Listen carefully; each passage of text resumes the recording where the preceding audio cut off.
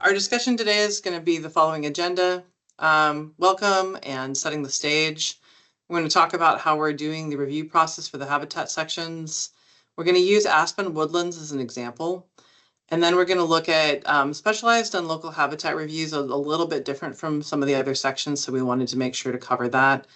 And then what's our ask? What are we hoping you can help us with? And then opportunities to provide feedback and next steps. Any questions on that to start?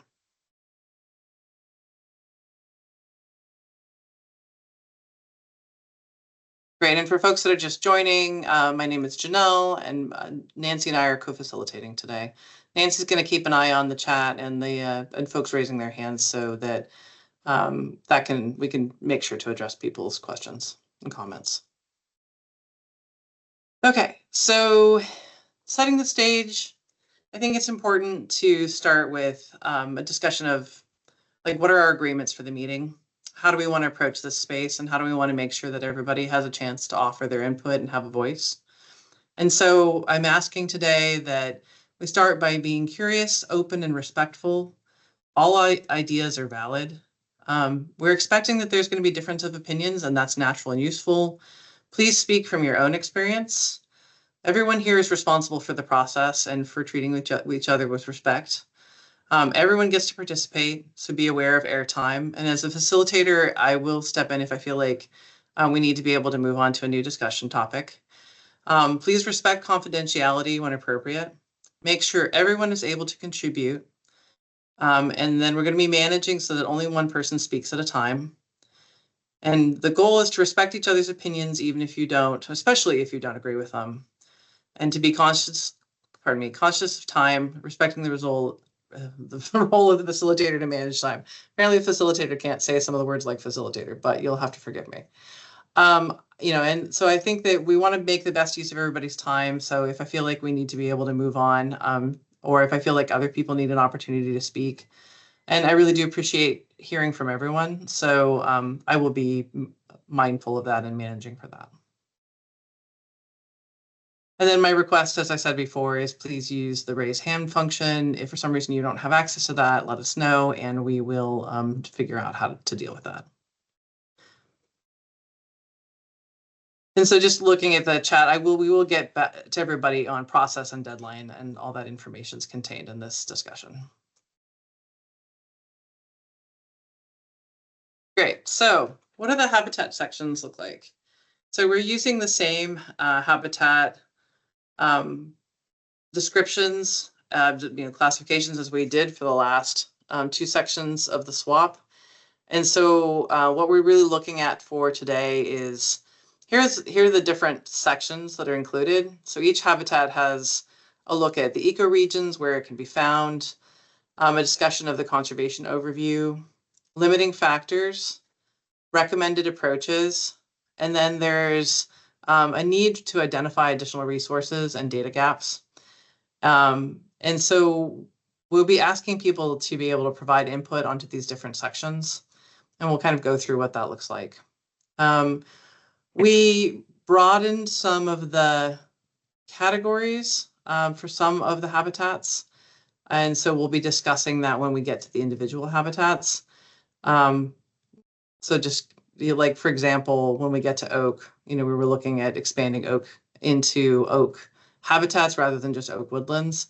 But for the most part, we didn't make a lot of changes in like those overarching habitat types. Any questions on that?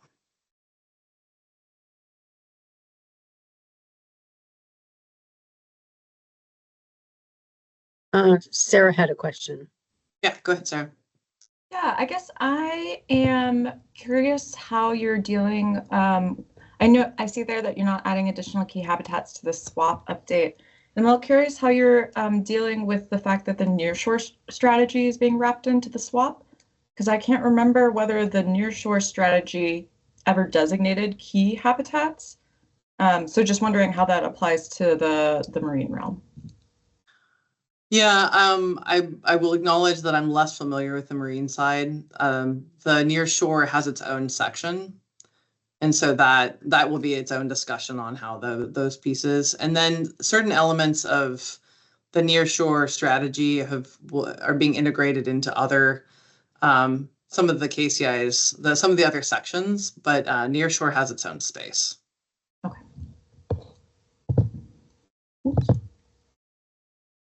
Okay, Tyler, I see is anyone else having trouble with the can't display presentation? I think that might just be a you problem, but I'm not sure. Wouldn't be the first time. Okay. Yeah, so it should be up, but one recommendation is always to log off and then log back on again and see if that helps you with the connection piece.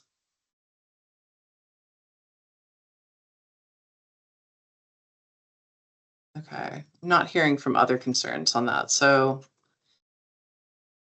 one of the important things that we wanted to acknowledge is that there's been a lot of discussion on beaver habitat.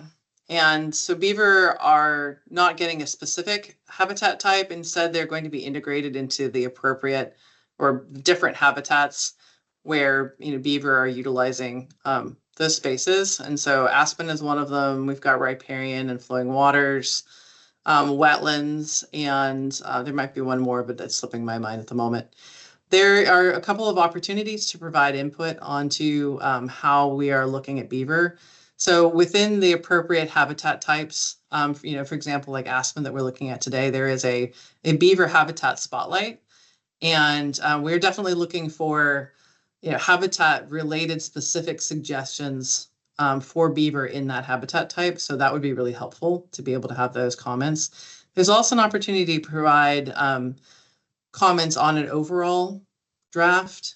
And there's a link, but that's on the revision page. There's a link for the language that's being proposed in general for the SWAP Beaver Spotlight. And so that's open for folks to provide comments on, and we appreciate your feedback on that. So 2 spaces, 1 in each of the habitats where beaver have been identified as being an important item to spotlight, or beaver habitat's been an important item to spotlight, and then also in the overall revision. Any questions on that? And Tyler, did you have any luck getting the presentation up? Unfortunately, no. It's still showing okay. can't play presentation, but that's all right. Thank you. Yeah. Tyler, did you try both your phone and your computer? I can try the phone. Don't worry about me. I'm all good. Okay. Thank you. Yeah, follow up if you need us to provide you with something so that you could see what the slides look like. Okay. So then what we want to start with is, this is an example of how we'd like folks to look at the different sections. And so for Aspen, that it's a fairly short section, and hopefully you all have found the link. There's the section descriptions are up on the revision website, and you can click on that and you're able to look at that, provide comments. Truth in advertising, I missed a couple of corrections from going from SWAP to OCS on this particular one. So you don't need to comment on that. I do know that we already did that. But what we're doing is we're providing you with 2-week window, 2 week plus a couple of day window to be able to provide comments on specific habitat types. And so we're really looking for new information. We'll go through more of the details, but we're really looking for you to look at that and say, okay, have we captured where all of this should be? Have we captured the most relevant studies?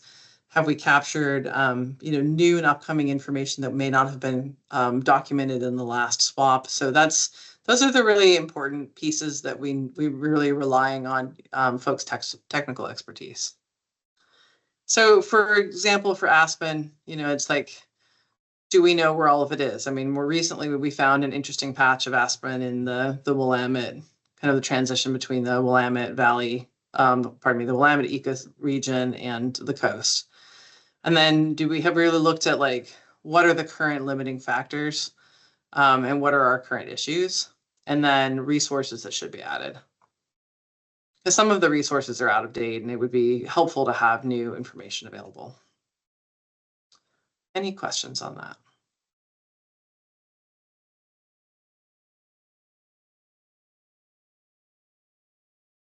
Okay. So then a real specific example of how are your comments most helpful to us?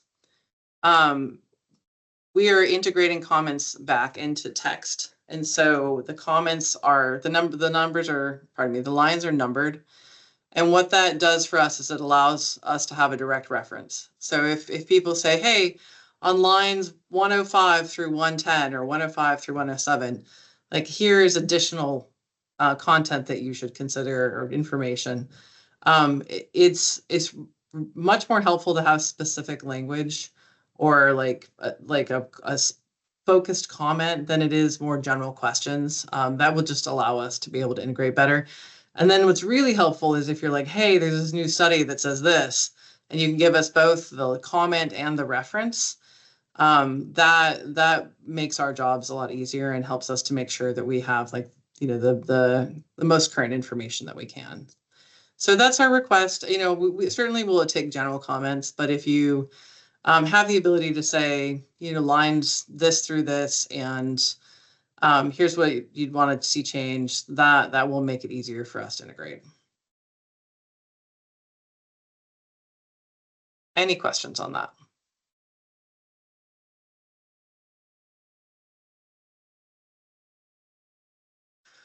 Yeah, so the current window, that's probably a slide that's coming up soon. The 2-week window, we're going to do it in chunks. So Jefferson asked the question of how are we looking at this window? We didn't want to give you everybody everything and say, now great, you have 2 weeks. So as we're working through the different habitat sections, we're going to be having 2-week windows open for people to comment, so that then once we've completed that, we're able to take everybody's comments and then work through the integration process over time. So by the time we get to the end, where we need to be able to wrap this up, we will have had that like integrated comments over a series of time. And so there'll be a window for each of the different habitat conversations that we're having.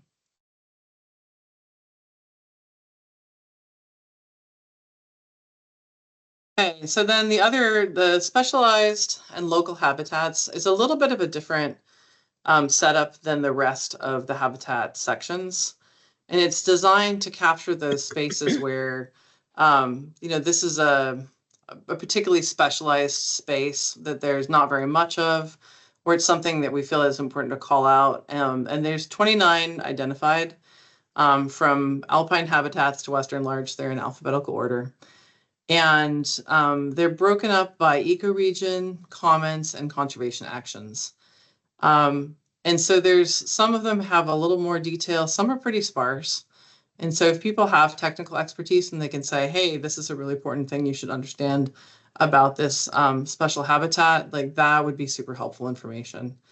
And so we're looking to update location, where are they in the ecoregions? Why is this habitat important? You know, what do we need to know? And if there's some geographic specificity, like in the Klamath area, then we have these, but you know, why this is particularly significant. That's really useful for us, and we'd really like to be able to add that. And then what can be done to protect or enhance that particular specialized or local habitat. They're still fairly broad, and they do span ecoregions. And so, you know, I think that if there's an important detail, one thing I forgot to mention, I think that's important for all of these, is that we're trying to kind of split the balance on being able to provide like scientifically sound but accessible language. And so quite a number of us are biologists. You know, I think we can get into the devil in the detail. And in this case, we're trying to keep this fairly high level so that it's really like someone can come in and read it and understand it from a lot of different perspectives. So we are intentionally choosing not to cite within the document, but we are trying to include those references and resources at the end of each of the sections. So just something to keep in mind is that, you know, we may have a very lengthy or long scientific explanation, and I appreciate people's expertise, but we're also trying to make that something that someone can read and say, okay, I understand why this place matters. I understand why this habitat is important. And so we're trying to provide a resource for kind of multiple different audiences and folks coming from different spaces.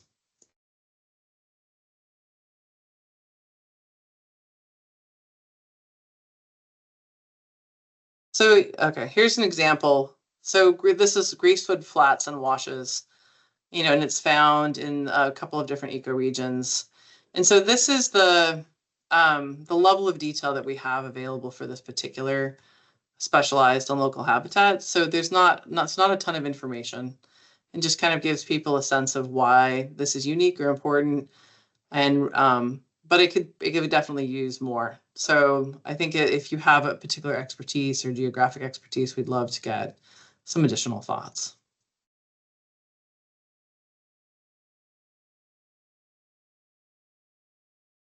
So questions on this? And Jefferson, I see your comment. I'll get back to it in a minute.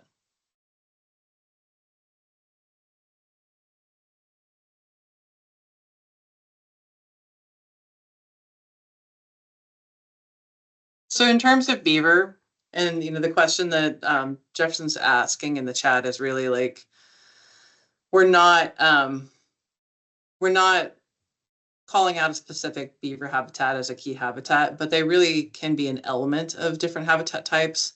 And the call has been like, here's a space within these habitats for us to be able to say why the species is important and what they mean for that habitat type. And so that's the space we've carved for them, rather than it being like a specialized and local habitat. These are the ones where it's like there might be like one patch or two patches or a small amount of area for these very specialized habitats, as compared to something that's important in landscape, and we want to be able to identify it in that larger habitat context.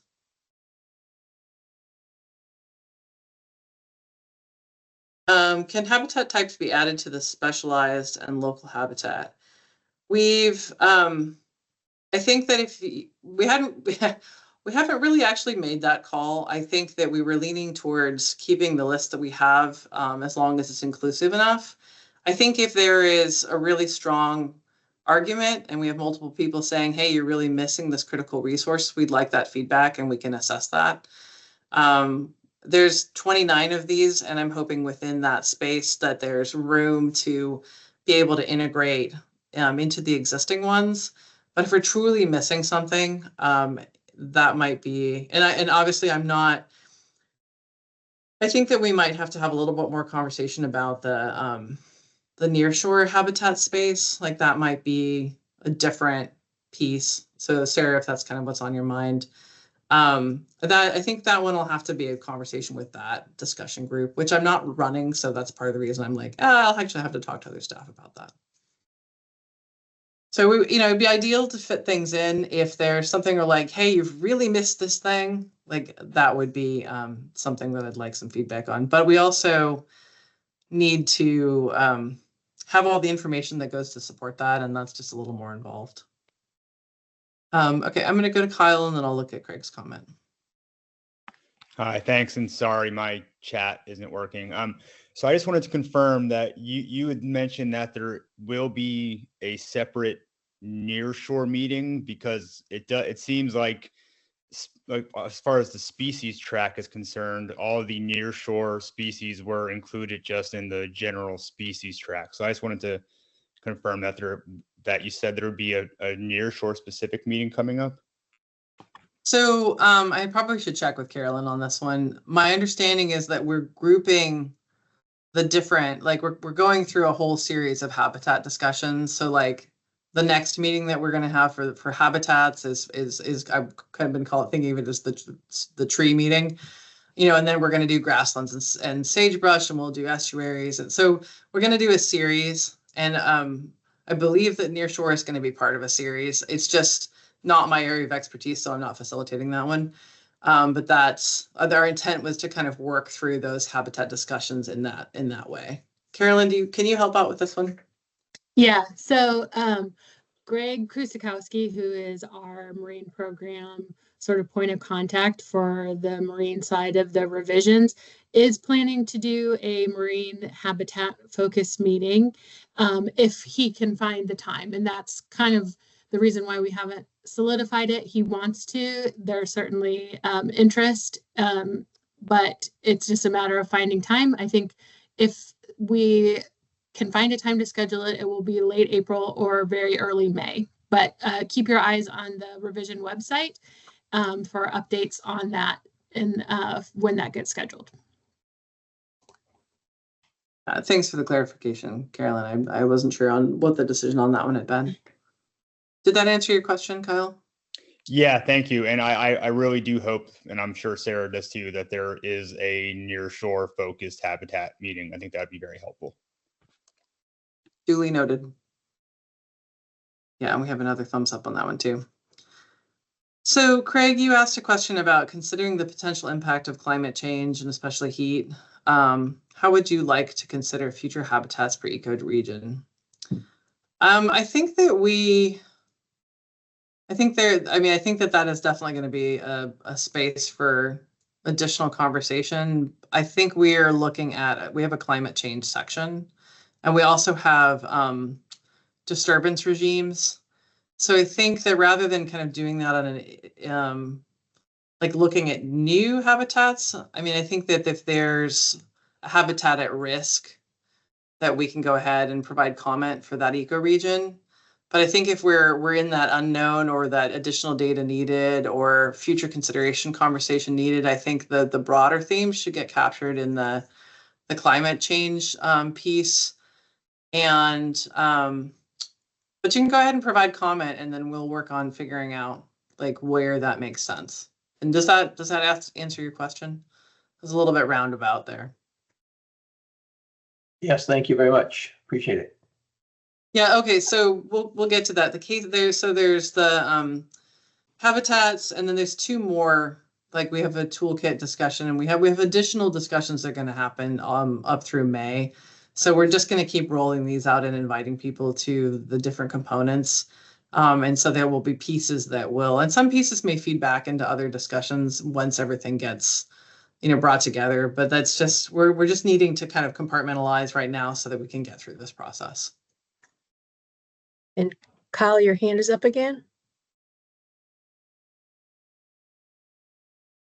That was a mistake. Sorry, I must have hit that by accident. Yeah, no That's worries. fine. Any other questions at the moment?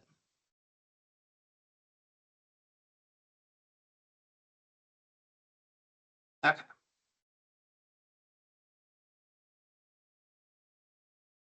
So what are we looking for? I've said this in a couple of different ways, but this is our request and our ask for your knowledge and information is that, obviously there's been habitats gained and lost over time. And we will be discussing with some other sections, some trends analysis on that. And that will be based on some work that we've been doing with Institute of Natural Resources. We're not talking about this today, but we will get to that in some future sections. We want to be able to say, have we captured the limiting factors? And then do we have the right recommended approaches? What's changed over time? What needs to be updated? Keep thinking in your mind, like we want to balance and we want new information, but we also want to make this accessible. And so finding that space would be super helpful because I think that's a goal, is to have this be a website people can go to as a resource for a lot of different reasons. Including peer-reviewed references and resources is super helpful. So if you're like, hey, hot off the presses, new information, things we've been working on, stuff that's been published, brand new or not brand new, but newer resources that we've missed, like being able to add that to the reference sections or to be able to have that documentation would be great. And then in your comments, like we have a data gap section, which we kind of will have to resolve. And that's an overall section rather than a specific habitat section. But if there are things that you want to identify that like we really have a data gap in this space, that would also be super helpful. Then how do you provide comments? The important part.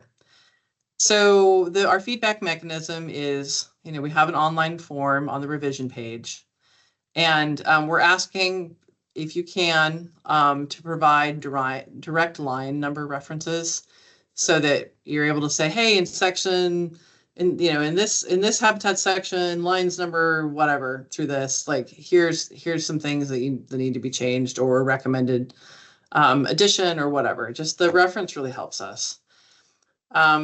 Providing comments with supporting references so that we just, especially if it's something new that you'd really like to make sure we have the right information for, that would be really helpful. And in this case, we're going to give each of these discussions a 2-week window. So the 2-week windows for Aspen and for specialized and local habitats, it's 2 weeks from now, give or take a day or two for a little bit of flex. And so we've said no later than April 4th for this particular meeting. And then it's on the revision webpage. There's the link right there. And the form is, you click on the, provide comments here, and then you're able to enter your information, and then we'll get a record of all the comments that people have made. Any questions about that? I'm hoping that's fairly straightforward.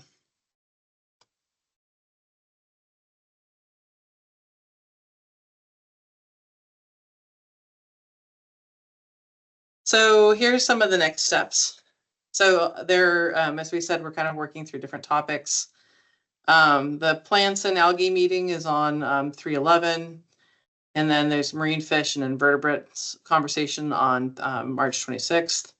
I'll be following up with a conversation on oak, ponderosa pine, and its late successional and mixed conifer forests on the 27th, and then we will come back for flowing waters, wetlands, and lakes on April 3rd.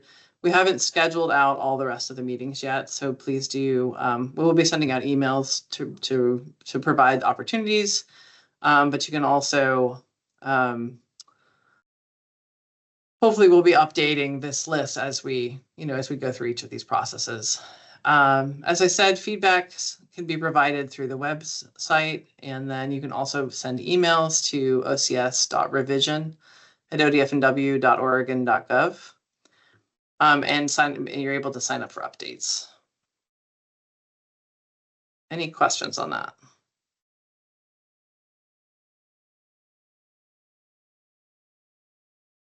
Okay. So just where are we in time? We're in this section here where we are working with partners to be able to get partner technical review work groups. And that's kind of this February to May window, with the goal of having the final draft wrapped up in July and then presented to our commission in August. And then it goes to U.S. Fish and Wildlife Service in October with a review period for U.S. Fish and Wildlife Service before it's finalized. And so that's where we are in space and time.